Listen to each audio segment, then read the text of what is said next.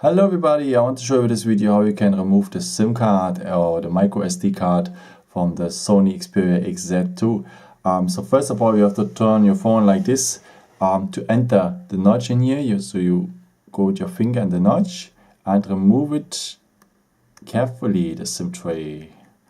So like this.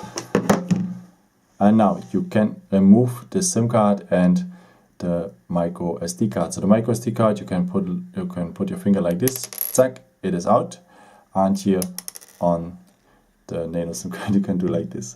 Okay, and that construction you put just back into the phone or add a new SIM card as you want. I've showed us already in some other videos. Maybe you can have a look for. Yeah, I hope I could help you with this video and answer a question. Yeah, maybe if you want, you can leave me a nice comment or give me a thumbs up. It's always helpful for my videos. Thank you so much for. And yeah, as I said, maybe you can have a look on my other videos. Would be a pleasure. Thank you so much for watching, and maybe until next time. Ciao.